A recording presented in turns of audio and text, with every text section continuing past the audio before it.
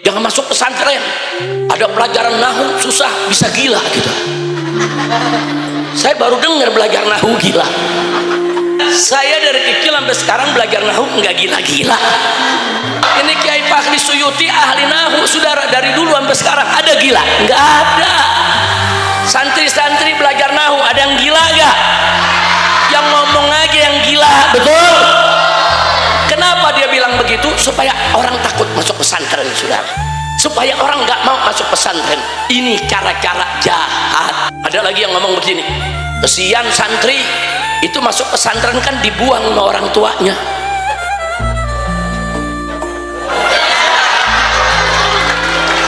Santri dibilang anak buangan. Tunggu dulu, siapa bilang santri anak buangan? Justru orang tua yang memasukkan anaknya ke pondok pesantren berarti orang tua itu tahu diri. Dia nggak mampu mendidik anaknya, dia titipkan anaknya ke kiai yang mampu. Bagus tidak? Justru orang tua yang mengirim anaknya ke pondok pesantren itu orang tua yang penuh tanggung jawab. Dia tahu tantangan kehidupan ini berat, lingkungan berat, bisa merusak anaknya. Dia punya tanggung jawab untuk menyelamatkan akidah anaknya, akhlak anaknya. Dia masukkan pondok pesantren. Berarti orang tua tersebut tanggung jawab tidak? Cerdas tidak? Justru orang tua yang masukkan anaknya ke pondok pesantren adalah orang tua yang sayang kepada anaknya, cinta kepada anaknya, supaya masa depan anaknya cerah, baik masa depan dunia maupun akhirat. Kalau begitu saya tanya, orang tua tersebut bagus tidak? Cerdas tidak? Tanggung jawab tidak? Bukan santri dibuang, enak aja anak buangan.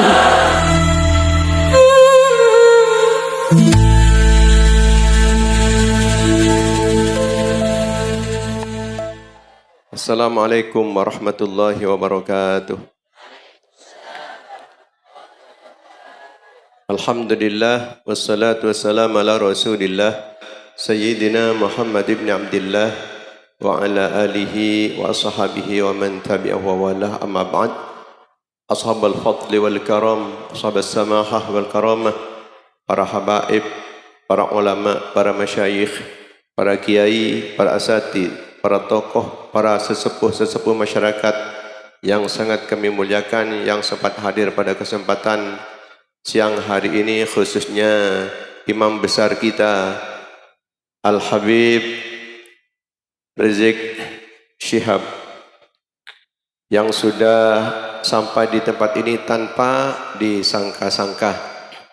Kalau tadi pagi saja kita masih belum mengira, belum menyangka kalau beliaunya berkenan untuk hadir di pondok pesantren kita ini. Tapi alhamdulillah dengan izin Allah Subhanahu wa taala, beliau bersama habaib-habaib yang lain, termasuk juga keluarga besar beliau, ya termasuk menantunya, putrinya juga yang sempat hadir pada kesempatan ini. Alhamdulillah kita kesempatan untuk bisa ketemu langsung, yang selama ini kita merindukan, kangen sekali dengan beliau tanpa disangka-sangka. Tadi saya waktu ada di Kejurjis sudah dengar bahwa beliau bersama rombongan berkenan hadir di sini. Masya Allah, alhamdulillah. Mudah-mudahan dengan kehadiran beliau di pondok pesantren ini yang sudah berusia 35 tahun, maka mudah-mudahan akan menjadi tambahan keberkahan, kemanfaatan yang sebanyak-banyaknya.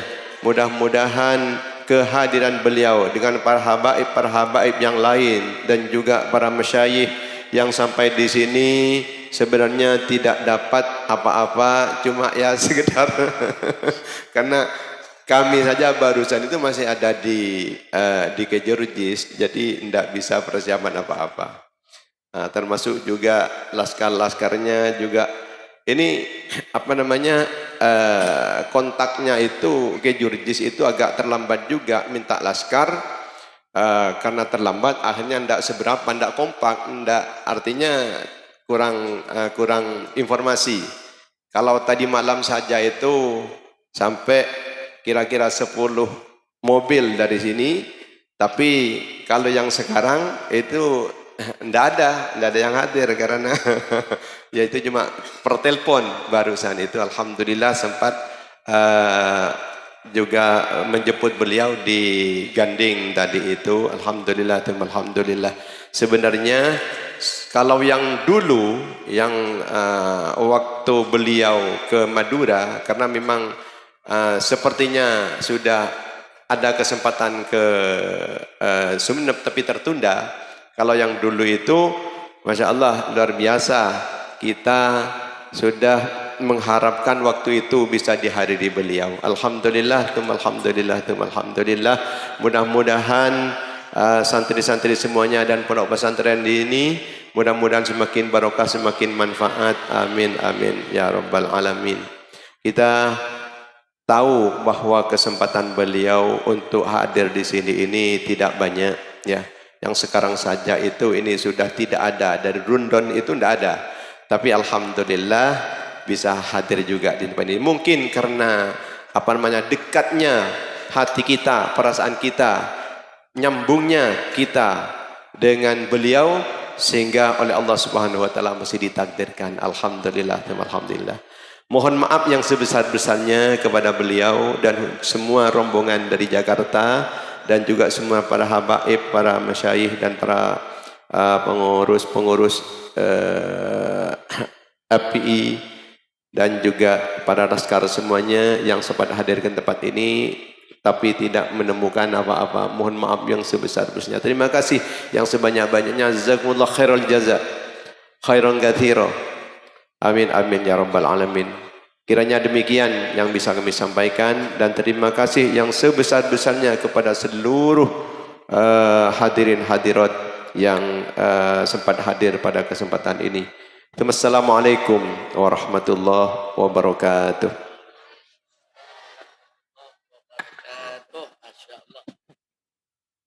Assalamualaikum warahmatullahi wabarakatuh.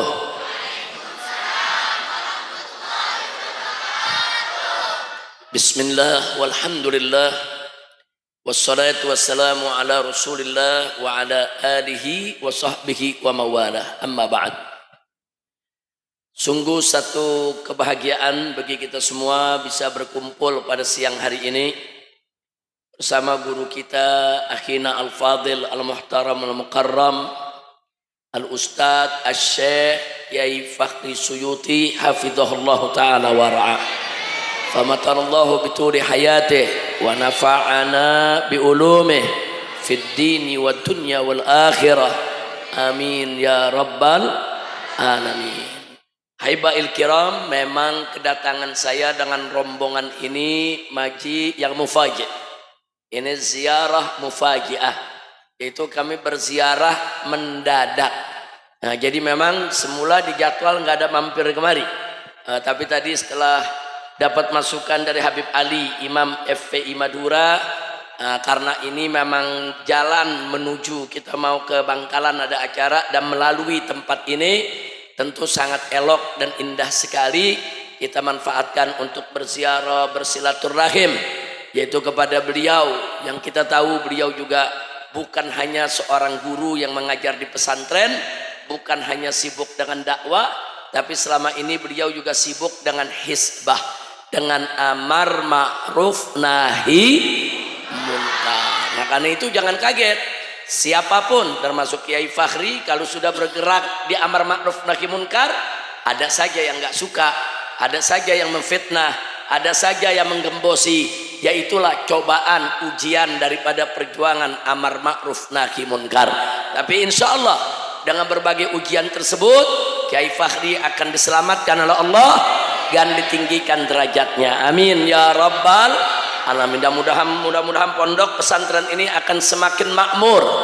Pondok pesantren ini insya Allah barakah.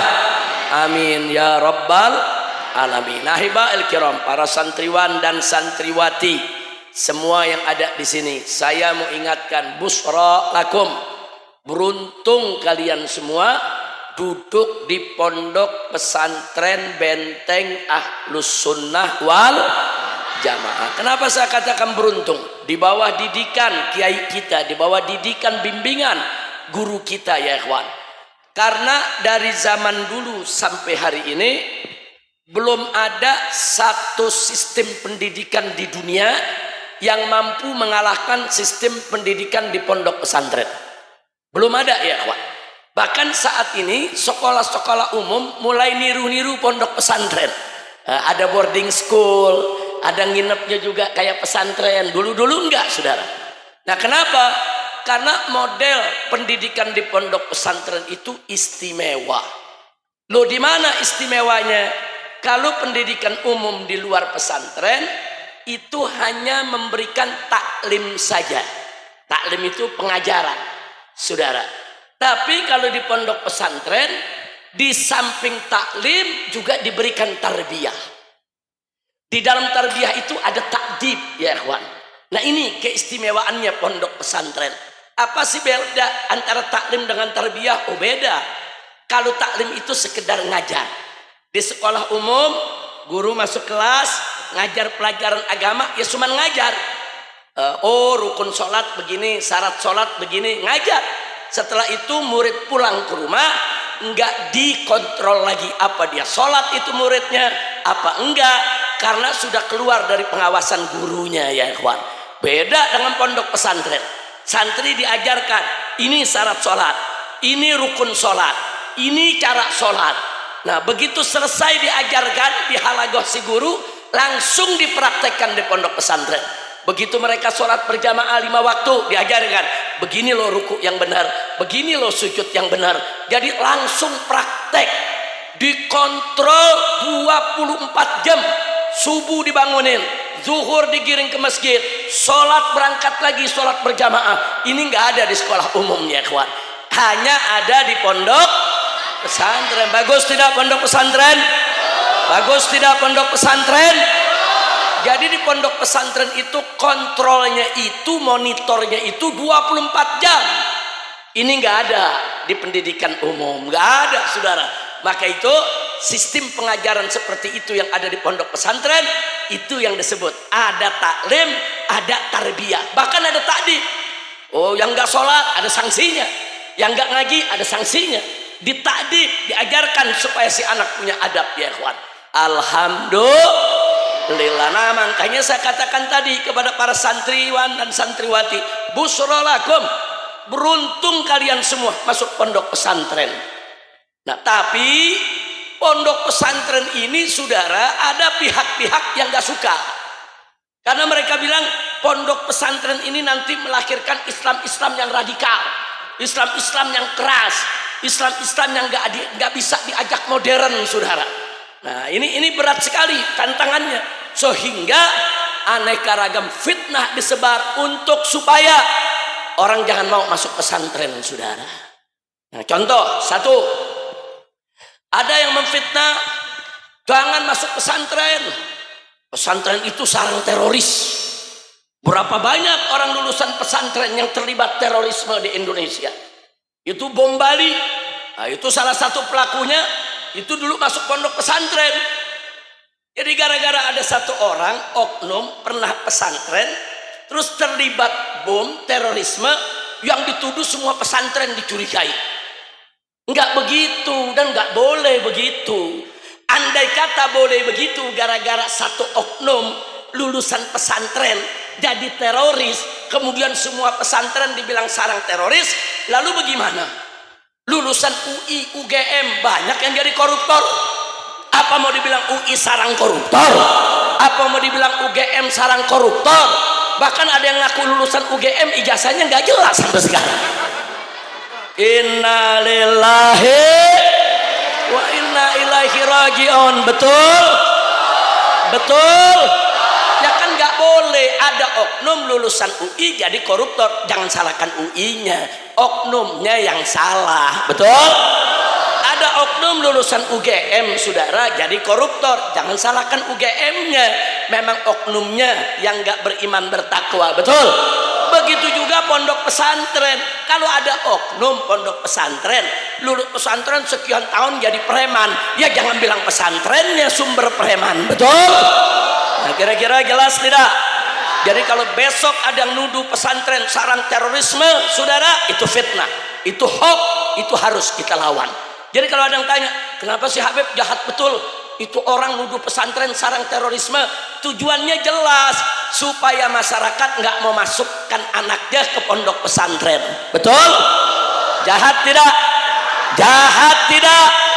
Ya, pesantren dituduh radikal lah, ekstrim lah, sarang terorisme lah. Ini mesti kita lawan rame-rame. Enggak, pesantren sumber pendidikan, sumber ilmu, sumber pengajaran akhlak yang mulia. Insya Allah. Ada lagi yang kedua nih, lanjut tidak? Tahun depan aja ya. Bukan, kan saya ngampirnya sebentar doang. Lanjut. Di mana-mana di Madura kalau bilang lanjut, lanjut. Enggak pernah saya bilang lanjut, jangan. Masya Allah. Yang kedua, ya kawan, ada lagi yang bilang begini, jangan masuk pesantren. Kenapa? Karena orang kalau masuk pesantren masa depannya buram. Waduh. Dibilang masa depannya buram, nggak ada masa depan, kurang ajar tidak? Pesantren zaman sekarang beda. Sekarang ini ada akselerasi, betul? Di pondok pesantren semua mereka belajar dari pagi ketemu pagi belajar agama, tapi mereka diizinkan untuk mengikuti ujian SD, ujian SMP, ujian SMA, sehingga mereka tetap berhak untuk mendapatkan ijazah umum, betul? Dan banyak anak-anak pondok pesantren berhasil mengikuti ujian tersebut, mendapatkan ijazah, bisa kuliah di mana saja, betul? Berarti masa depan pesantren cerah tidak? Terang tidak? Bahkan kita lihat kemarin saudara, coba kita lihat lulusan pondok pesantren saudara. Gus Dur lulusan pondok pesantren jadi presiden. Kiai Ma'ruf lulusan pondok pesantren jadi wakil presiden, betul? Panglima Jenderal Sudirman lulusan pesantren, dialah yang mendirikan tentara Indonesia. Bagus tidak? Jangan main-main lulusan pondok, betul? Saya mau tanya, lulusan pondok pesantren bagus tidak? Berjasa tidak? Berprestasi tidak? Alhamdulillah. Nah, jadi itu kalau ada yang bilang masa depan buram, bohong saudara. Bukan buram, lu yang buram. Betul? Ada lagi yang ketiga, nakut-nakutin. Jangan masuk pesantren. Ada pelajaran nahu susah, bisa gila gitu. Saya baru dengar belajar nahu gila. Saudara, saya dari kecil sampai sekarang belajar nahu nggak gila-gila. Betul? Betul? Ini Kiai Fakhri Suyuti ahli nahu, saudara, dari dulu sampai sekarang ada gila? Nggak ada. Santri-santri belajar nahu ada yang gila nggak? Yang ngomong aja yang gila, betul? Kenapa dia bilang begitu? Supaya orang takut masuk pesantren, saudara. Supaya orang nggak mau masuk pesantren. Ini cara-cara jahat, betul? Saya tambahkan satu lagi. Ada lagi yang ngomong begini, kesian santri itu masuk pesantren kan dibuang sama orang tuanya.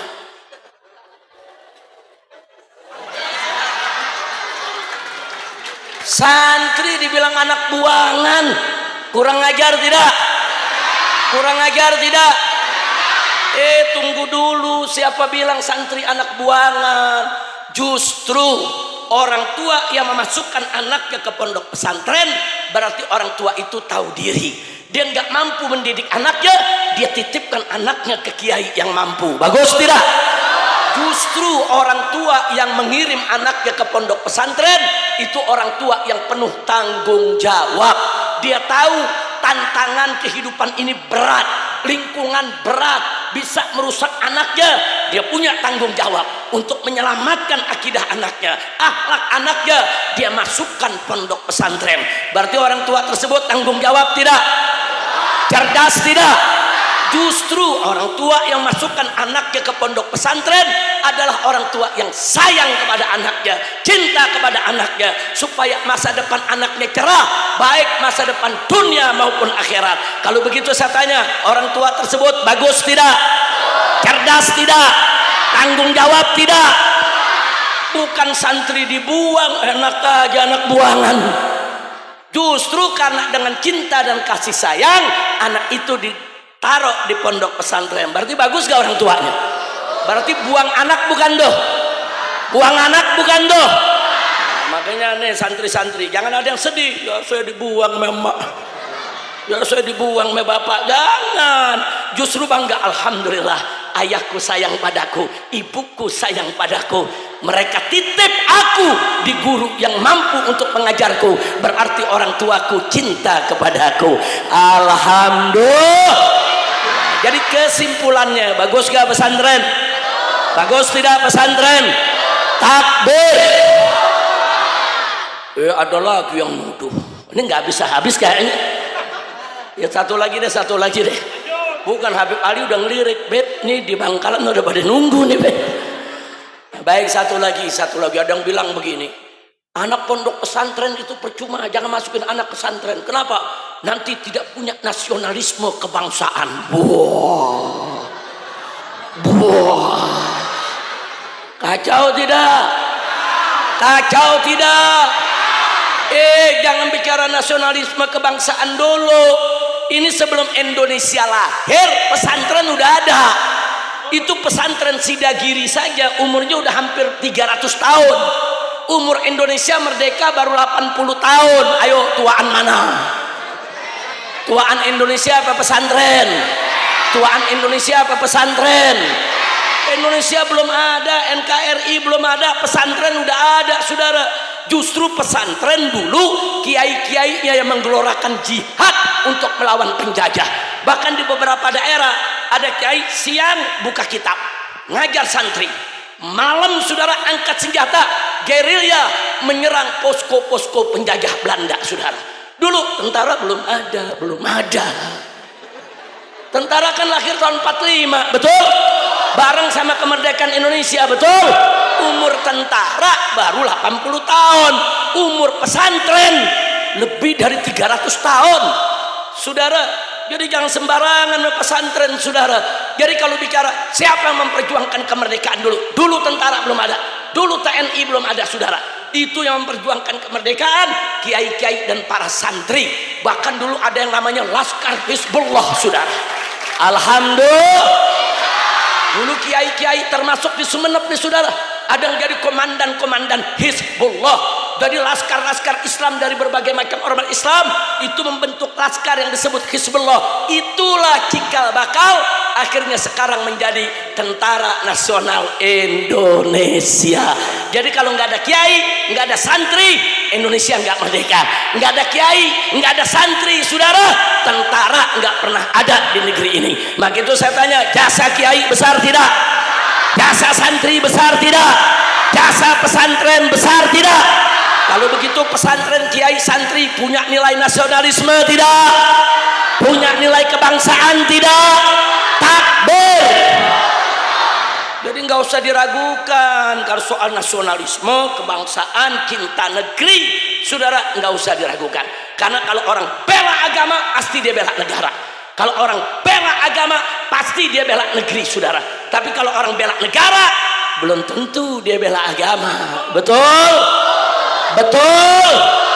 Nah, maka itu nih santri-santri semua yang ada di sini, belajarlah bikuli jiddin wajtihad. Belajar dengan giat, belajar betul-betul belajar, jangan kecewakan orang-orang tua kita. Insya. Nah, ini yang saya sampaikan nih, kalau lagi liburan sampaikan ke teman-teman di kampung masing-masing. Ajak mereka semua untuk masuk pesantren, saudara, supaya mereka semua menjadi orang yang berguna. Insya. Dan ingat, subhanul yawm rijal regad, pemuda hari ini akan menjadi pemimpin di hari esok. Berarti semua yang ada di sini ini calon pemimpin ke depan, saudara. Pemimpin agama, pemimpin negara, pemimpin bangsa, pemimpin umat. Makanya kalau mau jadi pemimpin dari sekarang, bersihkan riwayat hidup kita, saudara. Jangan ada yang riwayat hidupnya kotor dari mudanya, jangan. Sebab begitu dari mudanya riwayat hidupnya kotor, nanti begitu dia jadi pemimpin, kekotoran rekam jejaknya akan dijadikan alat untuk mensandra, saudara. Sehingga dia tidak bisa mengambil keputusan yang benar. Mau ambil keputusan diancam, awas.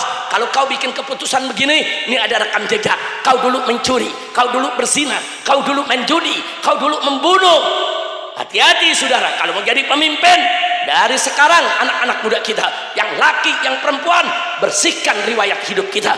Tidak ada narkoba, tidak ada judi, tidak ada zina, tidak ada kemaksiatan, sehingga begitu Anda menjadi pemimpin, tidak ada yang bisa untuk memaksa atau menyandera Anda. Betul? Takbir. Saya memang berharap nih dari sekarang nih yang muda-muda nih besok mimpin, jangan yang tua-tua lah, udah capek. Ini yang sekarang tua-tua korupsinya banyak banget. Udah capek gak? Capek gak?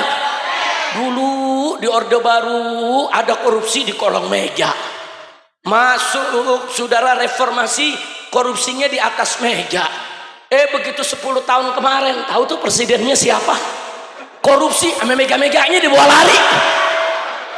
Kacau tidak?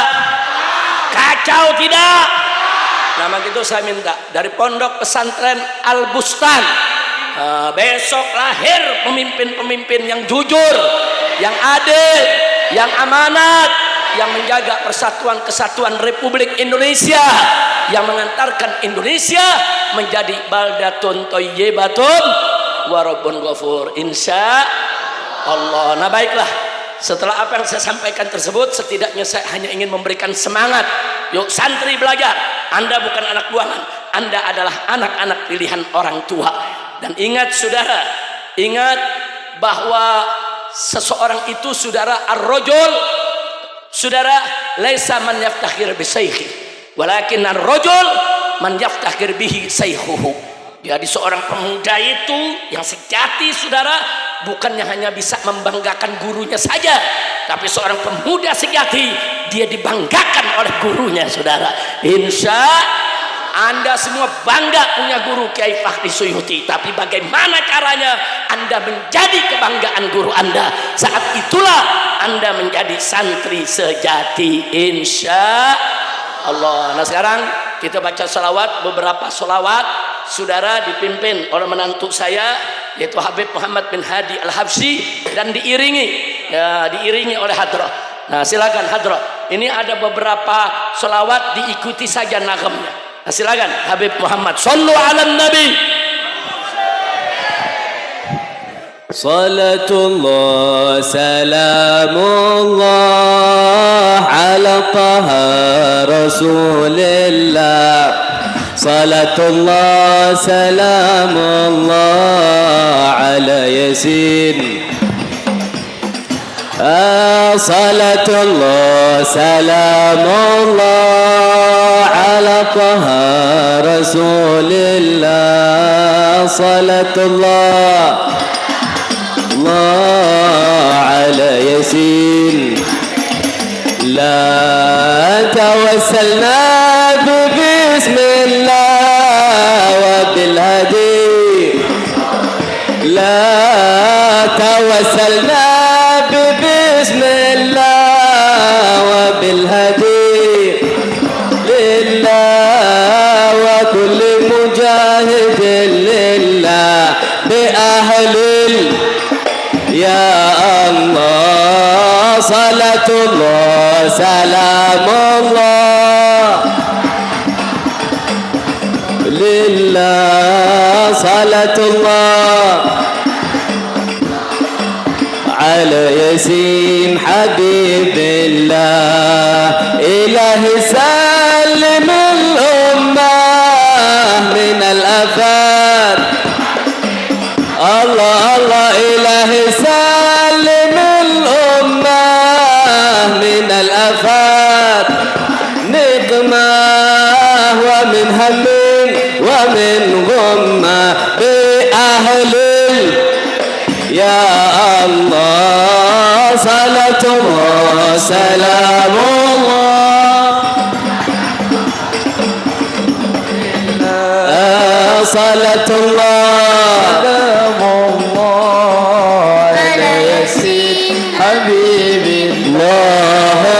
صل وسلم على سيدنا محمد طب القلوب ودوائها وعافية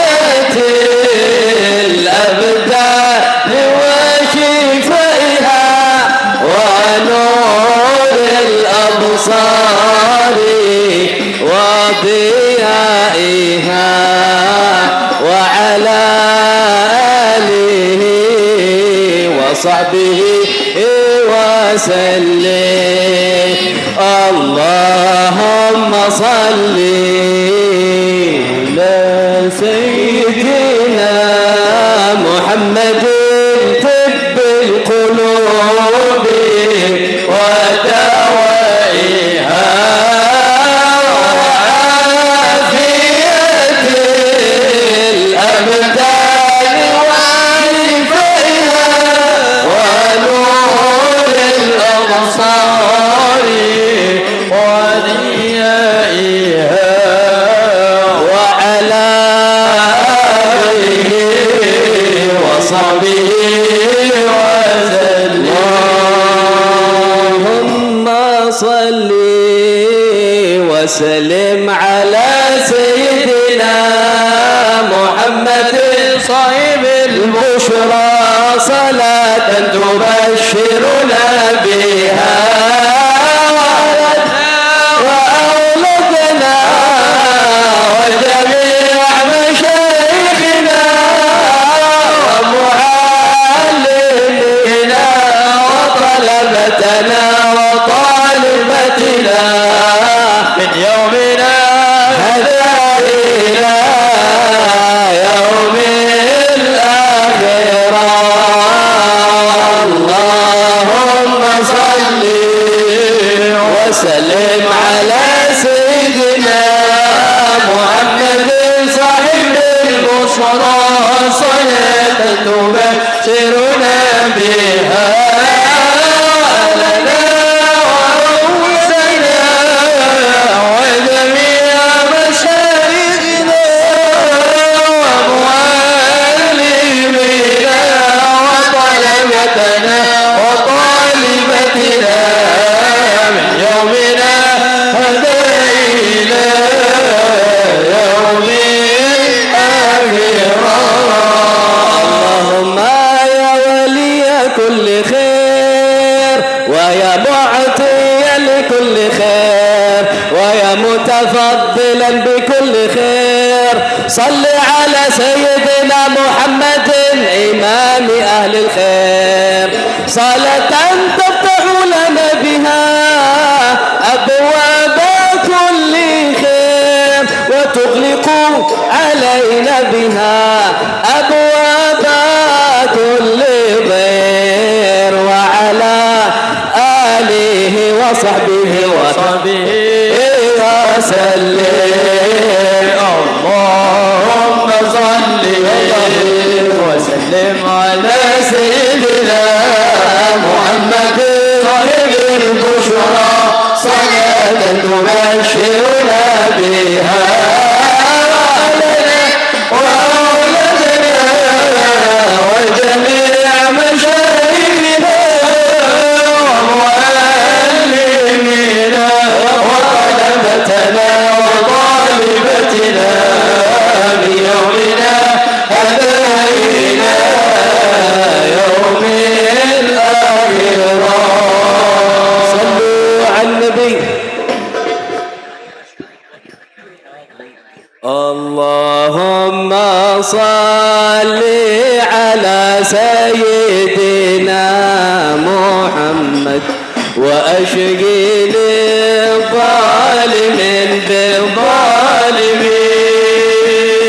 اللهم صل على kurang keras suaranya asyriqil zalimin bizzalimin wa min bainihim salimin wa ala alihi wa sahbihi ajma'in. Sekali lagi Allahumma salli ala sayyidina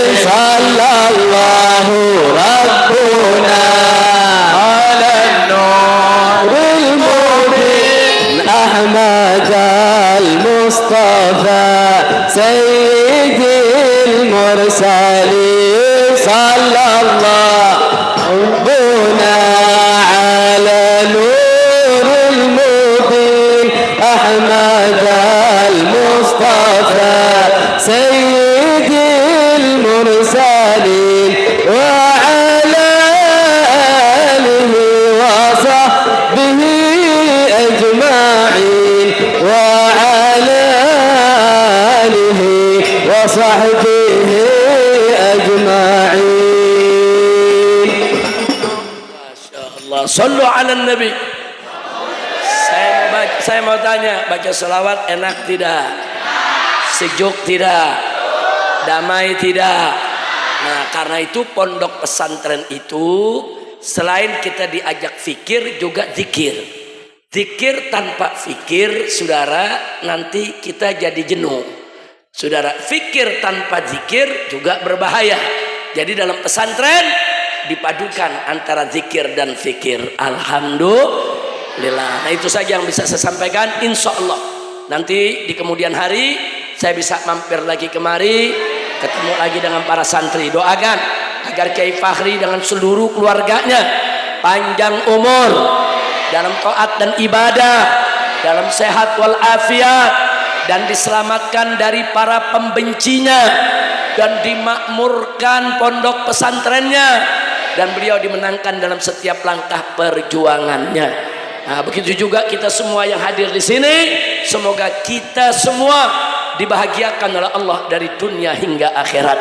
Dan semoga hari ini kita kumpul di pondok ini, nanti kita semua dikumpulkan oleh Allah di dalam surganya bersama Nabi kita Sayyiduna Muhammad sallallahu alaihi wasallam. Ala hadhihi niyyah wa likulli niyatin salihah wa ila hadratin nabiyil mustafa sallallahu alaihi wasallam bisirril Fatihah.